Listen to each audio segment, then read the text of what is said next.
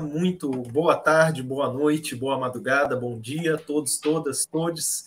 Estamos aqui hoje, Renan Simões, Daniel Mariano, com mais um Música Marginal pelo portal NE360, aqui no canal do YouTube, né, para discutir um pouco sobre música. Né? Hoje, especialmente, né, um programa um pouquinho mais introspectivo, não pelas músicas sobre as quais a gente vai falar, mas porque tanto o Daniel como eu estamos um pouco baqueados aí, de febre, de garganta, mas, como sempre, né, a vontade de discutir sobre música, de falar sobre música, né, é bem maior. Então, assim, é sempre uma alegria imensa, dá até aquele up e ajuda na nossa recuperação, né? Tudo em paz aí, Daniel?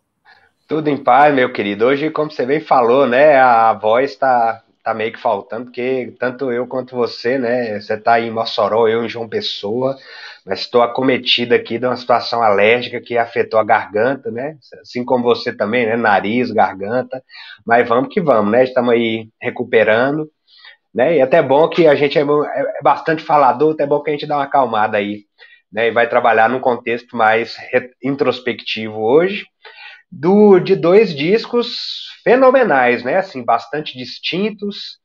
De 1968, outro de 1987. Tem características realmente bastante distintas um dos outros, né? Qual é essa temática que nós vamos trabalhar hoje, querido Renan? Então, dois álbuns de dois nomes muito conhecidos da música, né? Embora aqui sejam álbuns marginalizados, né? Dentro da discografia, né? Ou na época do lançamento, né? Ou que foram redescobertos depois, ou que não foi redescoberto ainda, né? Mas os nomes são mais que conhecidos, né? Ronivon e Lô Borges, né? Então são dois nomes muito conhecidos aí da música, né? Ronivon, que a gente pode dizer que ele tem dentro da música pelo menos três fases distintas, né? A fase da Jovem Guarda, a fase de ruptura mesmo psicodélica e uma fase ali depois que ele realmente vestiu a camisa, né, de ser um cantor romântico, né, com aquela pegada mais brega e tal. E depois ele foi fazer uma carreira, né, muito bem sucedida até hoje, inclusive, né, televisiva, né, apresentando programas, né. E temos o Lô Borges, que é um músico que está aí, né, super jovial, está aí até hoje, né, na ativa, né, lançando material novo e tocando. E Lô Borges é muito, muito, muito o nome dele extremamente ligado, né, que ele foi um ali dos fundadores ali, né, do movimento Clube da Esquina, né, um movimento musical muito particular. Né. Chegamos aí em Minas Gerais, né, Daniel, e eu fico muito curioso de saber, né, o que um mineiro tem para falar sobre Minas Gerais. Né? Eu falo sobre a perspectiva de um capixaba, né, natural do Espírito Santo, que ouve essa música de fora. Né? E boa parte das coisas que a gente ouve no Espírito Santo são coisas de fora. Né? A música da grande mídia, né, ela é de fora. Embora nós tenhamos muitos representantes do Espírito Santo, né? Nós temos Roberto Carlos, né, Nara Leão, né, tantos nomes aí. Então, assim, são dois nomes muito conhecidos, mas talvez dois álbuns não muito conhecidos. Inclusive, Daniel, esse Ronivon aqui, eu estava fazendo uma pesquisa hoje, eu tenho minhas dúvidas até hoje sobre o ano de lançamento. Eu já vi muitas fontes diferentes, né, de que esse álbum é de 68. Aí hoje eu pesquisando até no Discogs, vi que ele é de 69. Então é uma coisa que eu tô meio que em dúvida, né? Mas vamos botar aí, né? Eu sempre vi ele de 68, não vi o rótulo do original, não consegui ver na internet, né? Mas provavelmente é de 69, né? Mas o importante é que é o primeiro disco da trilogia de ruptura, né? Os álbuns psicodélicos do Ronivon.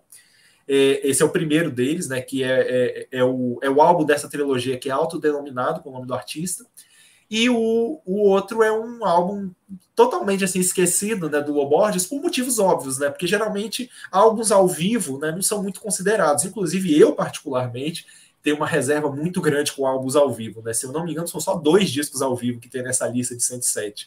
Então eu mesmo não curto muito, né, enquanto álbum, né, enquanto experiência do público, enquanto assistir um show ao vivo, enquanto você estar lá, é muito interessante, mas geralmente os álbuns ao vivo, né, não tem um resultado muito interessante do ponto de vista musical, da própria captação sonora.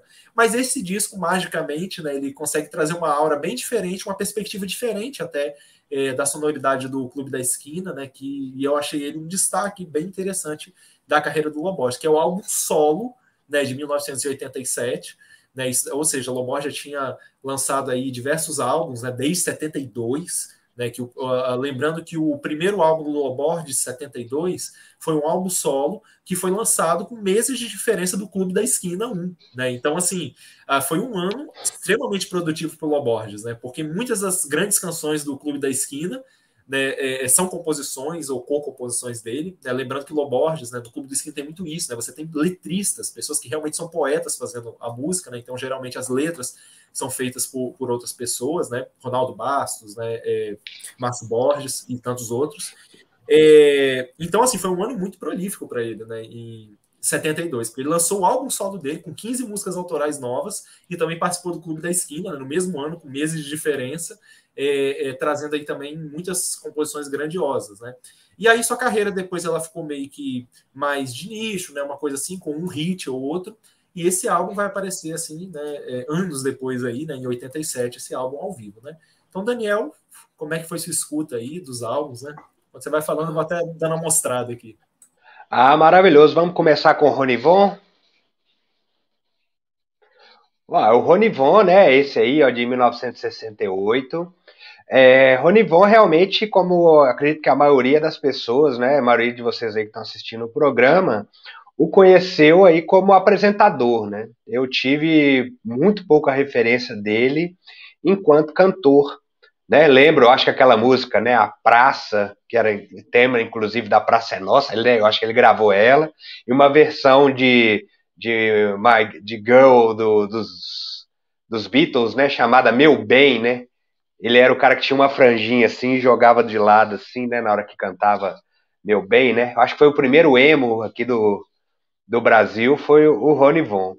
E é muito interessante ver realmente essa transição, né? Acho que muitos poucos tiveram uma transição assim tão díspare, né? De atuar na Jovem Guarda e depois atuar se reinventar num outro estilo, né? Poderia dizer ele e o Raul Seixas, para quem não sabe, né? Também foi um artista da Jovem Guarda aí com seu disco Raulzito e os Panteras, né? E inclusive compunha ali, né? Gerry Adriane, né? Tem composições na época ele chamava Raulzito, né? O Raul Seixas mesmo foi só a partir de 73, quando ele lançou o Krieger Abandono. E aí, da mesma forma, o Ronivon, né, que, como o Renan colocou, né, tem essa fase jovem guarda, a fase romântica, mas essa fase psicodélica eu achei muito jocosa, né, muito interessante, porque eu, inclusive, esperava algo talvez até mais tosco, sabe? Mas encontrei um trabalho assim muito bem produzido, muito bem arranjado, com aquela busca, né, de umas certas viagens hippies ali, né, pelo menos textuais, né, no contexto da apresentação das músicas, mas coisas muito interessantes, como, né, faixas que na verdade são jingles, né, são jingles de uma loja, né? Ou simula, né? Como se fosse um jingle. Não necessariamente é um jingle de uma loja, mas assim, soa tal como.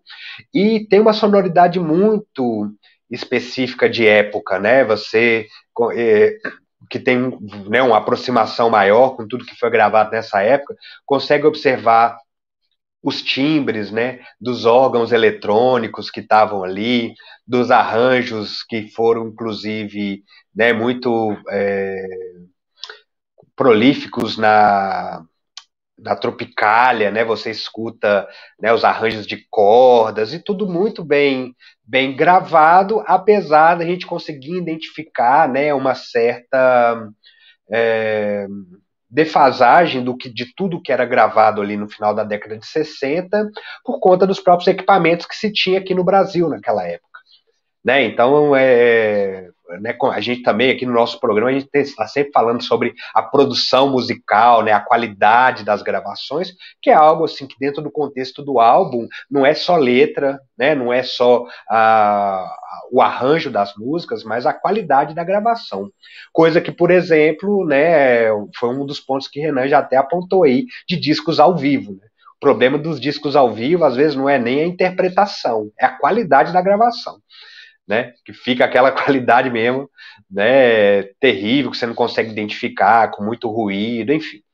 E aqui a gente percebe nesse disco do Ronivon, né, situações muito engraçadas, muito diferenciais do que era produzido na época, né? Talvez o que chegasse mais próximo era o que também estava nessa onda da psicodelia ali do momento, né, em 68, 69, né, que ainda não tinha chegado à fase, né, do rock progressivo, que a gente falou, inclusive, na semana passada, né, que se deu mais ali de 71 para frente. Então, nessa fase ainda estava bastante característica, né, a questão psicodélica, que talvez um dos outros representantes aí fosse os Mutantes, né? Então, mas assim, o viés que o Rony Von propõe aí é totalmente diferente. Eu achei muito interessante um momento ali que era tipo uma ligação telefônica, né, procurando saber, né, que o Rony Von não, ele está gravando, está no estúdio, né, como se fosse algo totalmente cotidiano, e pergunta, né, Rony Von, é como se fosse um repórter, né, Rony Von, qual a sua opinião sobre a moda? Então, assim, muito uma questão muito de época, que quando, né, a gente vai ver aí os programas televisivos do final da década de 60 no Brasil, ele faz, na verdade, né, uma grande anedota aí com a cultura de massa que estava sendo produzida na época também. Então, eu vejo assim que mais do que algo psicodélico enquanto proposta, né, nas letras, né, ou seja, numa viagem poética, alucinógena, né, que possamos dizer assim, tinha uma conotação até de uma crítica muito sutil, né, muito colorida, própria da época, né, mas que não chegava a ser algo assim com certas abstrações que a gente foi ver, né, um pouco mais adiante com outros, né, outros grupos, outros representantes aí do que a gente poderia dizer desse movimento, né, de contracultura dentro da própria música, né? Mas achei muito interessante, né? Não tinha um contato maior com o Ronivon enquanto intérprete e é muito nítido, né, que a voz dele, da qual eu escuto hoje em dia, né, vendo aí às vezes no YouTube, os programas de televisão, né, na qual ele apresenta e que às vezes ele canta, que é muito próximo ainda da proposta vocal que ele tinha naquela época. Né? Então você vê que é uma pessoa, né? Quem o vê aí, né? O vê com saúde, né? O vê como uma pessoa que se cuida, né? Porque assim, o pessoal daquela época para conseguir manter aí uma qualidade, né? Ou uma similaridade com o que fazia, né? Vocalmente, enfim, né? E musicalmente, aquela época, e conseguir manter isso ainda hoje, né, é um ponto forte aí para o Ronivon, embora, né, a questão dele hoje não é nem mais uma performance artística, né, a performance artística musical, né, mas uma performance artística enquanto apresentadora aí, e do qual eu não acompanho, né, não, eu vejo esporadicamente quando o algoritmo me joga ali aleatoriamente o Ronivon, né? Aí, dou uma olhada assim, às vezes por conta de um convidado ou outro, mas sei que ele está aí na atividade. É isso. E você, Renan, como é que você vê aí esse disco Ronivon, homônimo, né, do artista Ronivon? Então, né, esse disco aí foi, acho que daquela época de expansão, mas eu acho que, né, eu ouvindo coisas novas, acho que o primeiro disco dessa época que eu ouvi, graças ao blog Brasília Nuggets, foi o A Máquina Voadora, né, que foi um disco que eu me apaixonei bastante na época. Depois ainda me assustei quando soube que tinha mais 2 discos nessa linha, né? Então eu acabei descobrindo ele através do Máquina Voadora, que é o terceiro da trilogia. E sempre, claro, vale a pena demais assistir. Tem um documentário que eu vi há muitos anos no YouTube, né? O Quando Éramos Príncipes, né? Tinha no YouTube, né? Não sei se tem ainda hoje, né? Um documentário muito bom sobre ele, né? Inclusive ele tocando músicas agora, né? Ele regravando algumas músicas e tal, com uma banda nova. E tem um livro também, né? É muito bom. Eu estou sem ele aqui, mas vejam lá, o livro da biografia do Rony Von e tal, excelente também. E ele é um caso muito à parte na história da música e na história da música popular, mas da música como um todo, que ele é um cara que ele vem de uma família de posses, de uma família rica. Né? Então isso daí é uma questão meio que muito única. Tipo assim, na história da música, né, os compositores que ficaram na história são pouquíssimos que vieram de ascendência nobre, né, que vieram de posses. Né? Então, assim, é aquela coisa, imagina o que foi ele virar um cantor de Jovem Guarda e tal, né? Ele fala muito sobre isso, né? Relatado muito sobre isso na biografia dele e tal, né? Dele ir para a cultura pop, sendo que foi um cara que foi criado ali para ser um gentleman, né? Para ser aquele cara europeu, né? Então imagina a loucura que foi, né, na família, né? O pessoal virou as costas para ele e tal. E assim, ele ganhou projeção quando o pai dele foi no programa da Hebe Camargo dar uma entrevista e ele foi junto. Aí a Hebe Camargo chamou ele de Pequeno Príncipe, foi um negócio assim e tal. Aí ficou aquele apelido e depois ele se lançou como cantor. Né? E foi isso, ele era o príncipe da Jovem Guarda, né? O rei era Roberto Carlos, ele o príncipe. Só que o primeiro disco dele já é um disco meio que marginal, assim, porque ele pegou as músicas mais novas dos Beatles, né? Fez cover, fez versões e tal, né? Tipo assim, o disco é de 66, né? E ele pegou as músicas de 65 e 66, né, para fazer e tal, né, essas versões, e então, como ele tinha posse e tal, ele conseguiu o disco lá, lançou lá, já chegava aqui para ele, né, então era um caso meio que único nisso. Depois ele teve um disco bem mais tradicional, que tem até a versão da música O Carpinteiro, que foi outro sucesso, e tem a Praça também, né, que foi outro grande sucesso. E aí o terceiro disco já é um disco meio que de ruptura, né, o Ronivon número 3, já tem os Mutantes em algumas faixas, né, então foi um disco que ele começou a moldar mais o som para uma coisa mais subversiva. E quando chega aí nessa trilogia, né, e tal, ele conseguiu espaço, né, e alguns dos nomes mais importantes desse disco, né, que a gente pode citar aqui, né, infelizmente nós não temos muitos créditos, né, mas é o Damiano Cotzella, né, que é inclusive o cara que faz a ligação lá para ele, né, que é o arranjador e diretor musical, né, responsável pelos arranjos, que é um cara realmente com muita formação, com muito gabarito ali para isso, né, por isso que é um disco bem acabado nesse sentido dos arranjos, e o Arnaldo Sacomani, né, que foi aí imortalizado nos últimos tempos, né, como jurado, né, desses programas aí e tal, né. Era o jurado do Ídolos, é? O Arnaldo Sacomani. Ah, O Arnaldo sim. Sacomani, ele é compositor de 6 músicas desse disco. Algumas das mais... inclusive, ele faz muitas participações no documentário, né? Ou seja, o grande compositor desse disco é o Arnaldo Sacomani, né? Então, de cara, as 3 primeiras faixas são dele, né? Meu Novo Cantar, Chega de Tudo, Espelhos Quebrados. Né? Então, você vem...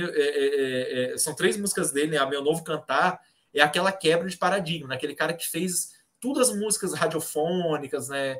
Aquelas coisas românticas, né? Uma coisa mais assim e tal. Do nada, ele abre um disco, né? Recitando um poema super psicodélico, né? Que ele diz o seguinte aqui, vamos falar de letra um pouquinho, né? Olha, eu nem sei de onde venho, nem para onde vou. Ninguém me escuta, nem sei quem sou. Isso a capela, só ele falando. Eu procurei meu caminho no vento, mas ele não soprou. Então eu pedi ao mar uma trajetória, mas ele secou. Não importa. Eu sou amigo do vento e do mar. Acho que embarquei a vida num navio de prata, mas ele não mais navega sobre os dias e noites. Então eu não sei se ir ou se ficar. Se eu não me conheço, como posso gostar de mim? Sei que deixei meu rosto em alguns espelhos esquecidos e uma rosa amarrotada de silêncio me viu por dentro. Eu sou amigo de esquecidos e de flores. Sabe, eu estou pensando no tempo, mas não sei das horas. Palavras, sonhos, vultos não são alegres nem tristes. Estão ocultos na canção. E eu sou amigo do canto. Então, assim, uma coisa totalmente profunda, desconstruída, diferente de tudo que era feito, né, na Jovem Guarda, obviamente, né? Então, uma coisa totalmente transgressora, né? Então, ele começa o disco narrando isso e aí inicia a música, né? Uma música diferentona, inclusive com uma pegada bem...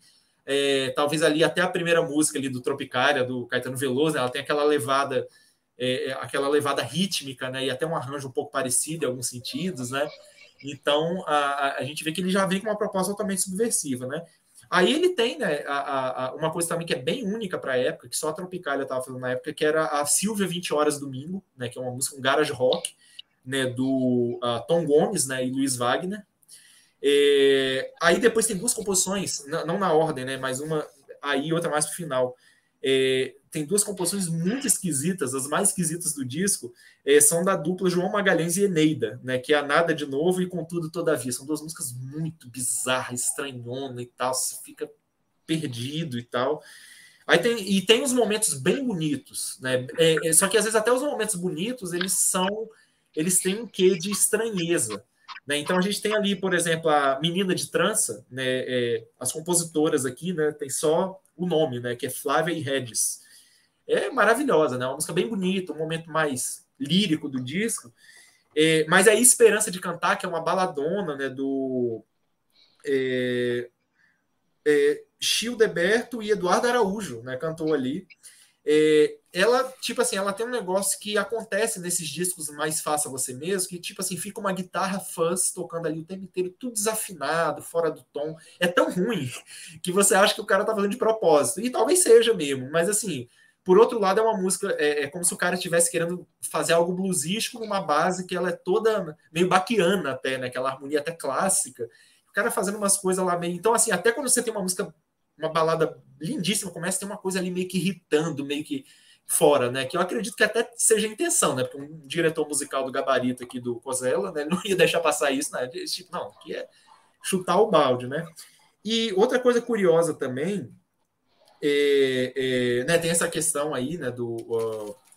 Dessas vinhetas todas. E assim, eu acho que um momento alto de composições, inclusive são composições do Sacomani também, são as faixas Anarquia e 1900 e Além, que também são faixas bem poéticas, bem bonitas. E a minha favorita do disco é a Tristeza num Dia Alegre, de Newton de Siqueira Campos e Vicente de Paula Salve, né, que é uma música bem bonita. Eu finalizo aqui minhas palavras e tal sobre esse disco, né? Só trazendo um pouco, para mim, essa música aqui, Anarquia, eu acho bizarro. A gente vê realmente como é que havia dois pesos, duas medidas, né? O Rony Von, de família, né, uma família poderosa, era um queridinho da Jovem Guarda, fez um álbum subversivo. Em 68 para 69, que foi lançado esse disco aqui, ele tem uma música chamada Anarquia, que diz o seguinte: prepare tudo que é seu, veja se nada esqueceu, pois amanhã vamos para a rua fazer uma tremenda anarquia. Pintar as ruas de alegria, porque quem manda hoje somos nós, mais ninguém. E não ligamos para quem vai nem quem vem atrapalhar, a quem nos queira atrapalhar. Nossa cidade será uma flor, as avenidas com carros de amor, pois amanhã vamos para a rua fazer uma tremenda anarquia, pintar as ruas de alegria.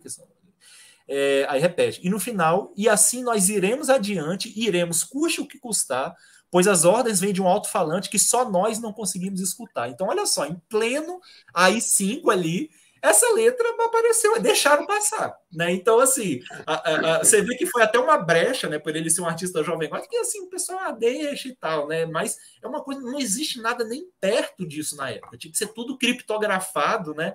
E ele passa com uma letra dessa, no meio ali do olho do furacão, né? Então é uma coisa muito curiosa desse disco. Quando eu ouvi isso, eu falei, cara, é isso mesmo, essa letra, nessa época, né? Mas deu. Sofreu alguma coisa? Sofreu nada. Deu nada para ele. Deu nada, né? Como os ricos aqui no Brasil, na maior parte do canto, não sofrem nada, né? Exatamente. É isso, poder do QI, né? Da aristocracia, do príncipe da Jovem Guarda. Muito bem, né? Isso aí. Isso aí nada, tudo errado, né? E vale a pena, gente. Um álbum maravilhoso. E aquela coisa, só fechando com uma frase, né? Cada faixa é um universo totalmente diferente. Então não pense que vão encontrar faixas iguais. Inclusive, isso é uma coisa que pode até incomodar alguns, né? Quando você se acostuma com o negócio, já muda totalmente, né? Mas vale a pena demais, né? Mais alguma coisa aí, Daniel? É isso, não. Recomendar, né? Escutem aí Rony Von, né? De homônimo, né? Do artista Rony Von. Esse disco que é de 68, 69, da Polydor. Tem ele aí, né? Nos streams, né? Ele completo e é bastante interessante, uma sonoridade bastante característica de época, né? Mas que de todo acredito que não envelheceu mal, né? Enfim, conheça, né, e tire suas próprias conclusões. E na medida a gente aproveita essa deixa, né, para pedir para que vocês possam aí se inscrever no canal, quem ainda não é inscrito, que possam curtir, compartilhar, dar dislike, enfim, e colocar suas opiniões aí do que vocês estão achando do nosso programa Música Marginal, né, dar aí algumas indicações para a gente também, né, de temáticas e tudo mais. É lógico, quem tem acompanhado sabe que a gente está com um nosso roteiro aqui, né, de trabalhar todas essas 107 álbuns, né, da música brasileira, que foi aí, enfim, já selecionado por Renan, e a gente, em programas passados, eu acho que nos 3, 4 programas, a gente já destrinchou, né, todo o contexto deste roteiro, né, então vão acompanhando aí os programas, mas também já vão dando sugestões, que é lógico, né, num dado momento, né, Renan, essa lista também a gente vai chegar no número 1, e aí já vai aproveitando aí para elaborar os roteiros para frente, né, nos programas. Mas é isso, curtam, compartilhem, né, e deem o seu alô aí para nós. Bom, vamos lá solo do Loborges de 1987, que já é um nome até meio estranho, né, Renan? Porque ele não é um disco solo, né? É um disco solo, assim, do artista, mas ele é acompanhado, né? Porque, assim, na minha cabeça, um artista, quando ele vai fazer um solo, é só ele, né? Mas não, é ele acompanhado da banda, né? Então, 1987, Loborges. Bom, Eu acho, começo. Diga. cara, Sim, eu acho que sim, diga. antes de eu falar qualquer coisa, eu quero ouvir o que o Mineiro tem para falar sobre o Loborges, sobre o Clube da O Lobo. Esquina, sobre o que significa. Né? Eu não me atrevo a falar nada antes. Ótimo, não. Então vamos falar aí, né, do Loborges, pessoa que eu já tive a alegria de encontrá-lo na noite de BH, cantando pelos botecos mais soturnos, né? Porque ele mora lá ainda em Belo Horizonte, ali no bairro de Santa Teresa, onde como é que fala, na Divinópolis com a Paraisópolis, né? Na esquina da Divinópolis com a Paraisópolis é ali a esquina, né, na qual esses amigos se encontravam e ele, um dos representantes de uma família, né, de músicos, né, o irmão dele, o Marilton, Telo Borges, né, e ele, assim, um dos ases aí da família e do próprio Clube da Esquina, né. Esse disco, achei ele muito interessante porque ele está permeado de canções das quais eu conheci a versão de estúdio.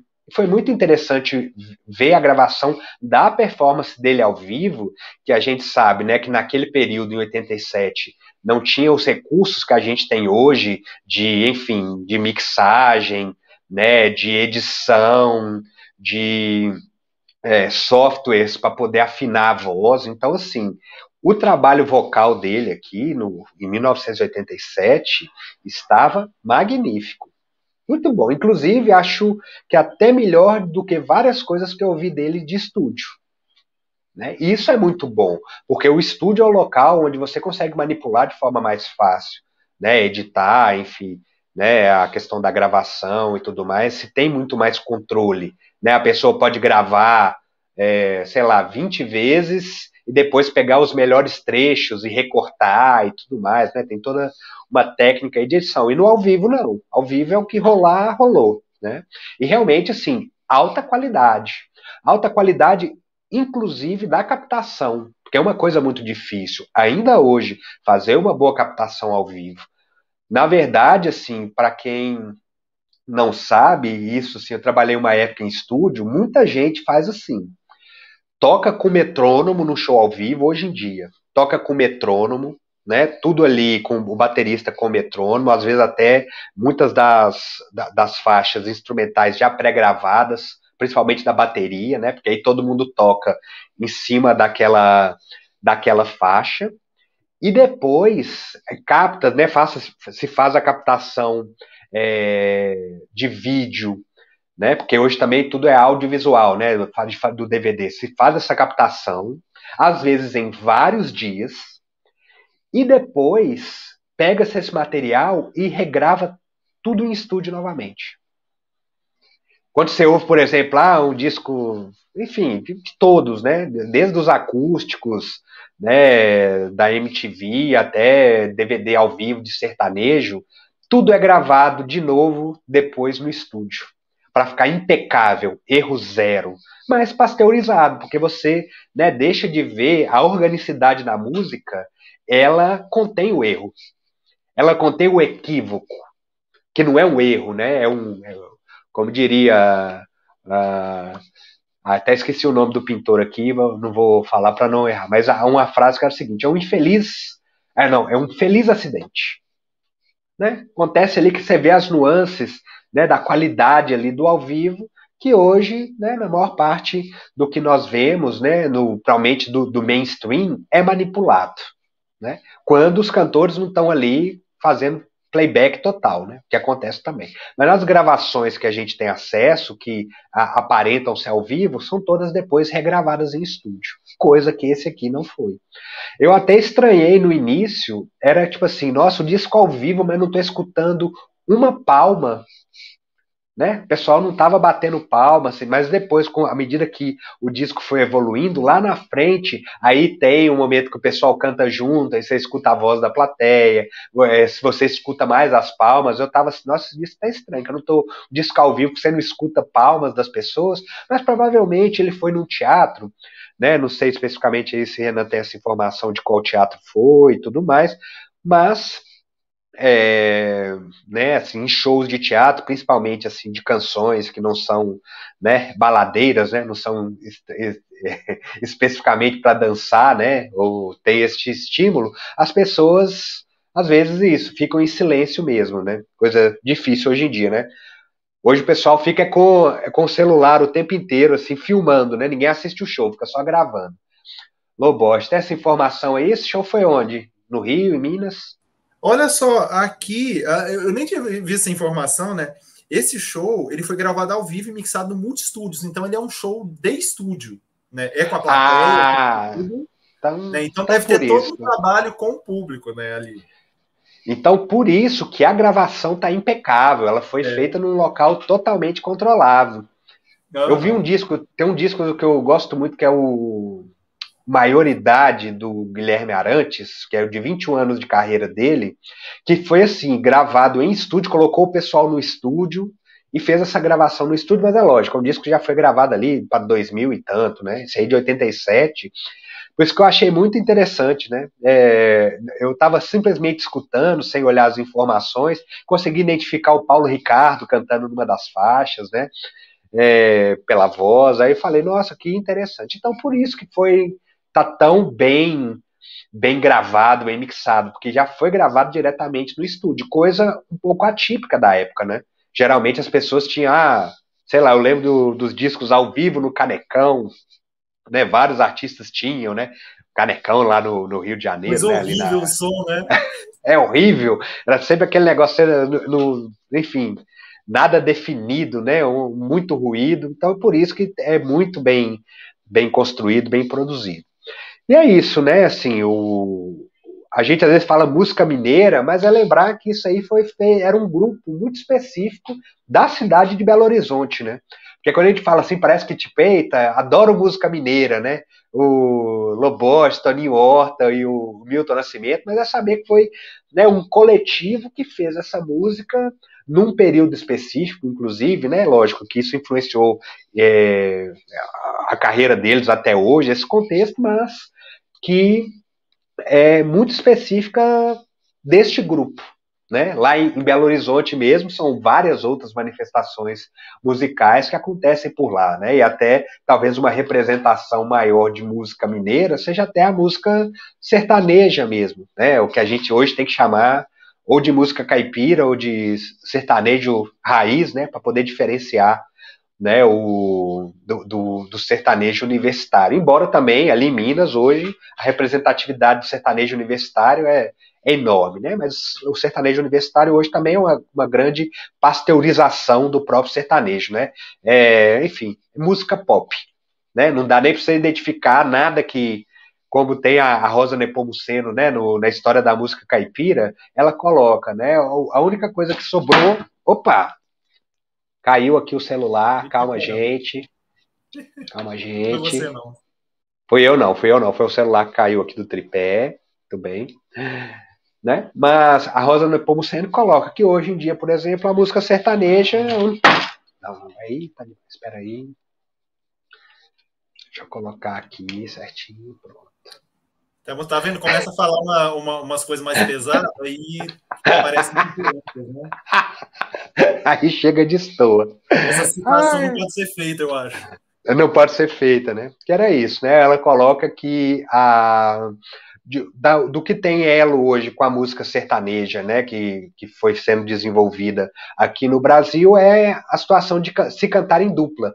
E hoje em dia, nem isso mais é uma condição, né, para se classificar, né, um artista como sertanejo, tendo em vista aí vários artistas que trabalham de forma individual, né, ou solo, né. Enfim, mas o tema não é música sertaneja hoje, em outro momento a gente trata disso. Mas só para colocar, né, que ele traz canções muito características deste, que é um maravilhoso cantautor, Lobodes, né?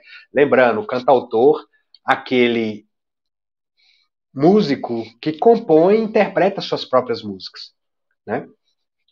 E ali ele está ao violão, né? E tem faixas maravilhosas, né? De coisas que são assim ícones, né? Da carreira do Loborges, como por exemplo A para Lennon e McCartney, Paisagem na Janela, né? O Trem Azul, o Girassol na Cor do Seu Cabelo, que é a última faixa, e que é realmente uma faixa maravilhosa para fechar o disco, né? Ficou muito emocionante. O Clube da Esquina 2 também, né? Equatorial, que são músicas, né, mais conhecidas. E achei assim um repertório muito bem escolhido, né? Assim, muito bem, a ordem do repertório foi bem gostosa de escutar, né? Achei fenomenal. E muito bem gravado, né? E são músicas que eu as tenho do meu coração, que tenho uma memória afetiva, né, muito forte dela, porque as escuto desde de pequeno, né, ali em Belo Horizonte, as rádios, né, tocam essa música até hoje, né, há uma valorização, né, muito gratificante aí do trabalho do Loborges, e que naquela época, acredito que tinha sido o único álbum dele ao vivo, mas depois, mais à frente, ele gravou, né, recentemente aí, já não tão recentemente, um com o Samuel Rosa, né? Isso. Que eu não lembro de 2013, 2010, enfim, de 2010 para frente. Não sei especificamente a data. Mas é isso, uma alegria escutar esse álbum, principalmente pela qualidade vocal que o Loborges apresenta aí. E neste momento, mesmo em 87, os recursos de edição ainda eram muito precários, inclusive no Brasil. Então é porque ele estava realmente com uma ótima performance. Então realmente dou parabéns a esse disco, não conhecia, né? Conhecia as canções, mas não neste formato deste álbum de 1987, uma alegria tê-lo conhecido aí. Muito bem, parabéns pro Loborges aí, a gente chama lá em Minas de Bolorges. O Bolorges, né, uma alegria aí escutá-lo, né, e ter a companhia dos irmãos dele, né, de alguns dos irmãos dele aí, tocando também junto com ele, especificamente o Marilton, né. E você, Renan, como é que foi essa sua relação aí com esse disco solo de Loborges de 1987? O Clube da Esquina foi uma coisa que apareceu muito mais tardiamente, né, na minha vida. Né? Eu não tive essa vivência desde sempre. A única música do Clube da Esquina, do movimento musical Clube da Esquina que eu conhecia, numa versão extremamente diferente, né, e maravilhosa também, era da Elis Regina, né, a versão da Elis Regina, né, que eu conhecia, né, conheci o disco dela ao vivo, Trem Azul, depois que fui ouvir a versão de estúdio também, inclusive que ela tem a versão magnífica de Vento de Maio, né? Então, assim, eu só fui descobrir depois de adulto mesmo, né? O disco do Clube da Esquina, então foi uma coisa muito tardia para mim. E muito mais tardia e recente foi conhecer a discografia do Loborges. Isso é realmente muito recente para mim. Eu só conheci o disco do Tênis e o Clube da Esquina, né? Então depois foi uma maravilha grande, assim, ver que não tinha se resumido só a essas duas pérolas, né? Então acabei descobrindo outros discos aí maravilhosos, né? Nesse disco, né? É um raro álbum ao vivo que eu acho interessante, né? Por essa questão de ter sido gravado em estúdio, né? E ele dá essa ideia, né? O Chimbres, né? Quem acompanha ele nesse disco, né? É o Marilton Borges, né? Irmão dele, né? Irmão dele. Isto, irmão dele. E ele tem duas participações, que é o Milton Nascimento em uma faixa, Um Sonho na Correnteza, que inclusive é uma música que eu me lembro dela mais desse disco. As outras são hits, assim, tal, mas essa música é mais específica desse disco que eu me lembro dela. E na Paralelo e McCartney, o Paulo Ricardo, né, do RPM, né? Ex-RPM, né, que é a banda. Mas então, assim, ele tem duas participações aí de cantores, né, e as participações são fenomenais. Né, dois vocalistas, especialmente o Milton, né, assim, superlativos e tal.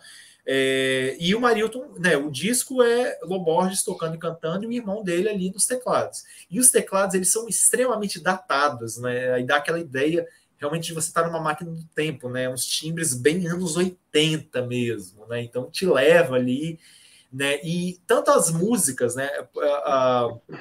Quando a gente fala aqui, a gente não entra em questões técnicas, né? mas existem contornos melódicos, questões harmônicas e rítmicas ali da música do Clube da Esquina, que dá a música, as composições, esse caráter onírico, né? Um caráter de sonho. Né? Então é como se você estivesse ouvindo aquela música meio que nevoada, meio que entre o sono e a vigília. Né? Então, e isso com esses timbres de teclados assim bem vaporosos, dá essa impressão mais ainda. Né? Então, eu acho que dá um efeito muito legal. Por isso que eu estava falando no início, né, dessa perspectiva bem diferente do repertório que a gente já conhece. Parece meio injusto, né, botar um disco ao vivo, porque fica parecendo uma coletânea, né, mas é sob uma perspectiva bem diferente. Né? Então, assim, todas as músicas são grandiosas, algumas versões funcionam maravilhosamente bem, outras legais, né, todas são legais, mas assim, obviamente que tem música aqui que fica bem aquém dos originais, né? Mas o mais interessante é ter essa repaginação desse repertório, que não era tão antigo aqui na época, né? Repertório de 15 anos atrás, algumas mais recentes aqui, talvez de 3, 4 anos atrás, né? Então, assim, ele dá uma repaginada no repertório dele, com uma roupagem bem diferente, original, e funciona muito bem, né? Então, acho que o grande ganho do disco está nisso, né?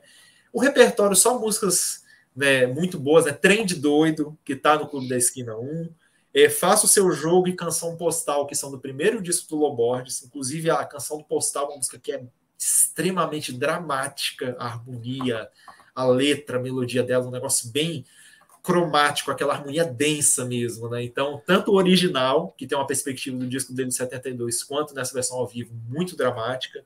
Equatorial, que é um hit dele aí mais para frente, né? Já final dos anos 70.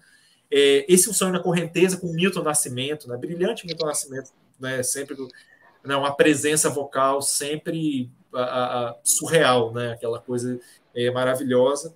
Caçador, que é uma canção pop do primeiro álbum dele. Para Lennon e McCartney, né? Essa para Lennon e McCartney, se eu não me engano, foi meio que a primeira parceria, né? Acho que do Loborges e do Milton Nascimento, tá no disco Milton, né? De 70. Né? Tipo assim, a música que inaugura o Clube da Esquina, e aqui tem a participação do Paulo Ricardo, né? E tem uma coisa muito específica nesse disco que a gente não vai encontrar quase em lugar nenhum. E está explicado por essa questão de ser em estúdio, com uma plateia talvez totalmente treinada para isso. Que as participações do público são interessantes. O pessoal é afinado, ele faz segunda voz com o público e o negócio flui. Não é aquela coisa tudo desencontrado, desafinado. Né? É uma questão que flui muito maravilhosamente bem. Né? Renan, com certeza é família dele. Chamou a família, né? Chamou a família dele para poder cantar lá. Devia estar os irmãos, as irmãs, o pessoal que conhece o repertório. E conhece, inclusive, as linhas melódicas, tudo ensaiado. Aquela trem azul, né? Que são. A harmonia dela é só acorde de sétima maior, e o arranjo a 3 vezes é tudo andando paralelo, né? Aí ele consegue fazer o público cantar lá a nona ou a sétima maior do acorde, aí ele canta por cima outra voz, né? Então é um negócio bem treinadão mesmo, né? Muito bom. Tem participação do público bem interessante, tanto no Clube de Esquina 2 quanto no Trem Azul, né? E aí é isso, né? Tem a Sonho Real, que já uma música mais recente aí, né? Acho que, se não me engano, de 84 já, né? Mais próximo. E é isso. E termina com 2 petardos aí do repertório Clube da Esquina, que é Paisagem na Janela e Um Girassol da Cor do Seu Cabelo, né? Eu acho que a Girassol da Cor do Seu Cabelo é a música mais headbanger, né? Quando entra ali, o final, aquela levada é selvageria ali, né? Clube da Esquina. É a Starway to Heaven brasileira. Total. Que ela é toda chupinhada da Starway to Heaven, né? Aquela sequência harmônica dela inicial ali. Como a própria Starway to Heaven é de outro, né? Chupinhada de outra música, né? Também até o Jimmy Page recebeu o processo por conta disso, né? Pegou de outra pessoa e depois fala. Então a nossa como é que é? Starway to Heaven brasileira é um girassol na cor do seu cabelo. Maravilha. E a nossa Eleanor Rigby brasileira, isso é um apelido antigo já, é a Espelhos Quebrados do Rony Von, né? Do disco que a gente acabou de falar, né? Eu sempre falava isso, não, é nossa Eleanor Rigby, porque é uma música psicodélica. Eleanor Rigby, não, ela é uma música muito mais trágica, né? Muito mais falando sobre a solidão, mas é isso, né? Você tem um arranjo ali camerístico, né? E é só aquilo e o cara cantando, né? Então, o pessoal falava muito isso, né? Nossa Eleanor Rigby. Então temos aí nossa Stairway to Heaven, nossa Eleanor Rigby. E olhe lá se, na verdade, né, o Stairway to Heaven, que não é o girassol da cor do seu cabelo, né, dos ingleses, né? Ou Espelhos Quebrados, né? A Eleanor Rigby, que não é o Espelhos Quebrados em inglês, né? Então a gente tem que se colocar acima também. né? Porque o Com certeza. pessoal aqui muito criativo, assim, o pessoal realmente tirando leite de pedra, né? A gente vê que o acesso aos músicos, né, no Brasil, o acesso à cultura, ela é uma coisa extremamente restrita, e a gente vê que o pessoal tira leite de pedra e faz acontecer, né? Então, fica aí os parabéns, né, a todos, todos que fazem música, né, que vivem nessa batalha, né? Relembrando que aqui no programa, né, a gente fala as nossas opiniões pessoais, a gente joga o que a gente pensa, mas nada aqui é lei, né? Nada aqui é lei. Então, o interessante é a gente sempre trazer essa reflexão da diversidade. Vamos ter nossas preferências, né? Mas a diversidade está aí para encantar o mundo, né? Então, aproveitemos da melhor forma possível, né? Principalmente a diversidade da música, que é uma coisa que a gente pode curtir sem moderação, né? Uma coisa ilimitada que a gente pode transitar de um para o outro, pode ouvir música à vontade, né? Só cuidado com a saúde, né, do ouvido, né, não ouvir muito alto, com boas gravações, né, eu digo assim, né, com um fone razoavelmente bom, né, para também não machucar o ouvido, né, mas é uma coisa que a gente pode à vontade aí, né, então, graças a Deus que nós temos aí tantos e tantos artistas fazendo música tão maravilhosa e variada para encantar o nosso mundo, né. É isso, Daniel, mais alguma questão aí? Convidar todo mundo aí para seguir, né, nossas redes sociais, tanto o @NE360 no Instagram, como também o @Música Marginal no Instagram. Siga aí, vai acompanhando as notícias e acompanhando o nosso programa, e coloque aí também sua opinião sobre esse disco do Rony Von, né, e escute também este Loborges de 1987, né, intitulado Solo, mas muito bem acompanhado, né, ao vivo em estúdio, né. Muito bom, muito bom, né? E agradecer imensamente a todas e todos e todes, e uma ótima noite. Que sextou, né, Paleta? Simbora! Bora Boa noite, lá, meu querido Renan. boa noite, melhorou a febre aqui, coisa boa demais. Ô, Glória! Sextou, meus queridos. Fiquem bem. Boa Valeu, noite. planeta. Boa noite.